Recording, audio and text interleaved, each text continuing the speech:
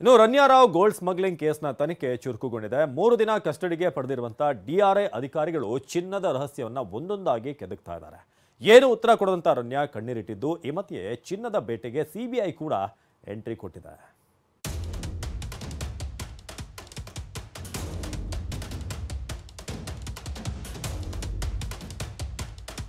Ranya gold smuggling ಕೇಸ್ಗೆ CBI entry. ರನ್ಯಾಗೆ DRI grill, ಕಣ್ಣೀರಿಟ್ಟ biscuit beauty.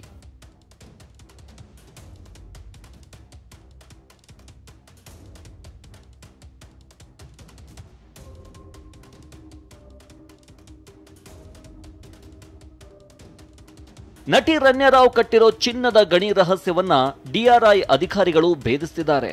3 ದಿನ ಕಸ್ಟಡಿಗೆ ಪಡೆದು ತೀವ್ರ ವಿಚಾರಣೆ ನಡೆಸಿದ್ದಾರೆ. ಈ ನಡುವೆ ರನ್ಯಾ ಗೋಲ್ಡ್ ಸ್ಮಗ್ಲಿಂಗ್ ಕೇಸ್ಗೆ ಸಿಬಿಐ ದಿಢೀರ್ ಎಂಟ್ರಿ ಕೊಟ್ಟಿದೆ. ರನ್ಯಾ ವಿರುದ್ಧ ಸಿಬಿಐ ಕೇಸ್ ದಾಖಲಿಸಿಕೊಂಡಿದೆ. ಮುಂಬೈ ಹಾಗೂ ಬೆಂಗಳೂರಿನಲ್ಲಿ ತನಿಖೆ ಚುರುಕುಗೊಳಿಸಿದೆ. ಅಧಿಕಾರಿಗಳ ಪ್ರಶ್ನೆಗೆ ಉತ್ತರ ಕೊಡದೆ ನಟಿ ರನ್ಯಾ ಕಣ್ಣೀರು.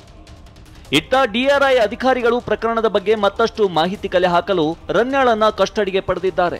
ಜಾಮೀನು ಪಡೆದರೆ ತನಿಖೆಗೆ ಹಿನ್ನಡೆ ಆಗುತ್ತದೆಂದು ಕಸ್ಟಡಿಗೆ ಪಡೆದು ಗ್ರಿಲ್ ಮಾಡ್ತಿದ್ದಾರೆ. ಆದ್ರೆ ಅಧಿಕಾರಿಗಳಾದ್ಯಾವ ಪ್ರಶ್ನೆಗಳಿಗೂ ಉತ್ತರ ಕೊಡದ ರನ್ಯಾ ಕಣ್ಣೀರು ಇಟ್ಟಿದ್ದಾಳೆ. ರನ್ಯಾ ಚಿನ್ನದಾಟದ ಹಿಂದಿರೋ ಕಿಂಗ್ ಪಿನ್ ಬಗ್ಗೆ ತನಿಖೆ. ರನ್ಯಾ ಹಿಂದೆ ದೊಡ್ಡ ಸಿಂಡಿಕೇಟ್ ಇರೋ ಅನುಮಾನವಿದೆ. ಹೀಗಾಗಿ ಕಿಂಗ್ ಪಿನ್ ಯಾರು ಅನ್ನೋ ಬಗ್ಗೆ ಮಾಹಿತಿ ಕಲೆ ಹಾಕ್ತಿದ್ದಾರೆ. ರನ್ಯಾಗೆ ಅಧಿಕಾರಿಗಳು ಕೂಡ ಸಾಥ್ ನೀಡಿರೋ ಶಂಕೆಯೂ ಇದೆ. ಹೀಗಾಗಿ ರನ್ಯಾ ಹಿಂದಿರೋ ಕಾಣದ ಕೈ ಯಾವುದು ಅನ್ನೋದನ್ನ ಪತ್ತೆ ಹಚ್ಚಲಾಗ್ತಿದೆ. ಇದೇ ವೇಳೆ ತನ್ನ ಟ್ರಾವೆಲ್ ಹಿಸ್ಟರಿ ಬಗ್ಗೆ ರನ್ಯಾ ಬಾಯ್ಬಿಟ್ಟಿದ್ದಾಳೆ. ಏರ್ಪೋರ್ಟ್ ವಲಸೆ ವಿಭಾಗದಲ್ಲಿ ರನ್ಯಾ ಫ್ರೀಕ್ವೆಂಟ್ ಟ್ರಾವೆಲರ್ ಆಗಿದ್ಲು. ಅಂದ್ರೆ ನಿರಂತರವಾಗಿ ವಿದೇಶ ಪ್ರಯಾಣ ಮಾಡ್ತಿದ್ಲು. ಇದನ್ನೇ ರನ್ಯಾರಾವ್ ಬಂಡವಾಳ ಮಾಡಿಕೊಂಡು ವಿದೇಶದಲ್ಲಿ ಸುತ್ತಾಡಿದ್ಲು. ಯುರೋಪ್, ದುಬೈ, ಅಮೆರಿಕ ಸುತ್ತಾಡಿದ್ದ ರನ್ಯಾ ಕಳೆದ ಡಿಸೆಂಬರ್ನಿಂದ ಮಾರ್ಚ್ ವರೆಗೂ ಪ್ರಯಾಣ ಮಾಡಿದ್ಲು. ಡಿಸೆಂಬರ್ 24ರಂದು ದುಬೈಗೆ ಹೋಗಿ ಡಿಸೆಂಬರ್ 27ಕ್ಕೆ ವಾಪಸ್ ಬಂದಿದ್ಲು. ಜನವರಿ 18ರಂದು ಅಮೆರಿಕಾಗೆ ತೆರಳಿ 7 ದಿನ ಅಲ್ಲೇ ಉಳಿದುಕೊಂಡಿದ್ಲು. ನಂತರ ಜನವರಿ 25ರಂದು ಅಮೆರಿಕದಿಂದ ಬೆಂಗಳೂರಿಗೆ ವಾಪಸ್ ಆಗಿದ್ಲು. ಫೆಬ್ರವರಿ ತಿಂಗಳಲ್ಲಿ ನಿರಂತರ ದುಬೈ ಪ್ರವಾಸ ಕೈಗೊಂಡಿದ್ದ ರನ್ಯಾ ಫೆಬ್ರವರಿ 2ರಂದು ಮಾರ್ಚ್ 3ರವರೆಗೆ 5 ಬಾರಿ ಪ್ರಯಾಣ ಮಾಡಿದ್ದಾಗಿ ವಿಚಾರಣೆ ವೇಳೆ ಬಾಯ್ಬಿಟ್ಟಿದ್ದಾಳೆ.